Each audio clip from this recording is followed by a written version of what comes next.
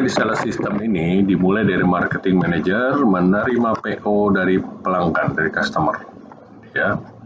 Kemudian dia cek PO-nya, ya, dia cek PO-nya, membuat keputusan. Jika ditolak karena mungkin barangnya tidak sesuai, tidak ada yang sesuai atau tidak sama dengan yang dipesan, maka tetap dia input ke database penjualan dan buku penjualan, kemudian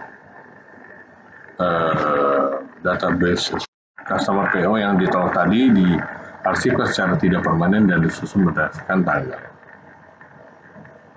Kemudian dokumen PO yang ditantang kalau diterima, ya. Kalau diterima maksudnya setuju, ya, PO tersebut bisa dilanjutkan, bisa dijual nanti barang-barang dari perusahaan. Kemudian setelah diterima, kemudian ditantangkan mempersiapkan sales order, ya, sales order dengan PO itu, ya, dijadikan satu, kemudian diinput ke database penjualan, diinput ke buku penjualan, SO dengan PO diberikan ke credit management, ya. Nah, oleh credit management, SO dengan PO dari marketing tadi dicek dulu, kemudian juga wajib dilakukan pemeriksaan terhadap laporan keuangan si pelanggan karena belum tentu dia bisa bayar, kan, ya.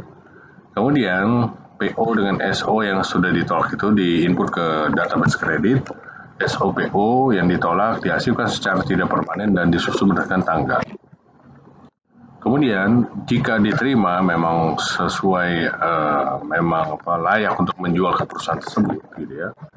Kemudian si credit management mengadakan rapat, ya, minimal controller dengan treasurer, PIC dengan marketing itu juga harus hadir. Kemudian mereka membuat keputusan, bisa juga ditolak, bisa juga diterima. Jika ditolak, PO dengan SO cukup dihasilkan secara tidak permanen dan disusun berdasarkan tanggal. Jika diterima, SO dengan PO diinput ke credit database, ya. Kemudian PO diarsipkan secara tidak permanen berdasarkan tanggal. SO diberikan ke account officer, ya. Kemudian kopiannya diberikan ke divisi gudang, ya. Account officer setelah menerima SO, ya, dari si credit management, mengecek SO-nya, ya, kemudian mempersiapkan tagihan atau invoice komersial, ya. Dia print 2 lembar, SO yang sudah diterima itu cukup diarsipkan aja dan disusun dengan nomor. Kemudian komersial invoice 2 lembar di print, diberikan ke tax accounting, ya. Nah, pada akhir itu account officer dia menerima komersial invoice lembar kedua, ya, dari divisi pengiriman. Ini kalau nggak salah dari, ya, divisi pengiriman, ya, komersial invoice, ya. Kemudian diinput ke accounting software, diinput ke buku piutang, komersial invoice 2 yang sudah ditantangkan atau disetujui oleh customer, diarsipkan secara permanen dan disusun berdasarkan nomor. Kemudian warehouse setelah menerima SO dari credit management, ya, yang sudah disetujui oleh semua peserta rapat, kemudian SO dicek, kemudian mempersiapkan barang yang mau dijual, mau dikirim ke pelanggan. Barang-barang tersebut diinput ke inventory database persediaan, kemudian input ke kartu stok.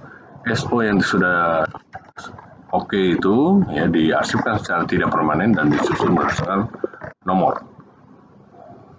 Kemudian tax accounting kan tadi sudah menerima komersial invoice 1 dan 2 dari account officer, diinput ke e-faktur atau faktur penjualan nantinya.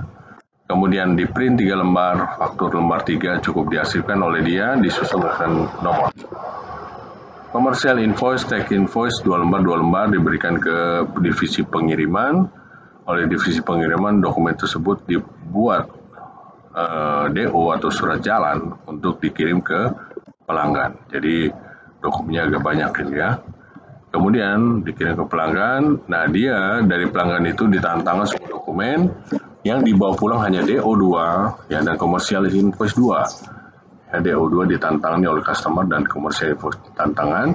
Kemudian DO2-nya dihasilkan secara tidak permanen disusun dengan nomor. Komersial invoice 2 yang sudah ditantang atau diterima oleh si pelanggan diberikan ke account officer. Nah, seperti itu penjelasannya ya. Assalamualaikum warahmatullahi wabarakatuh.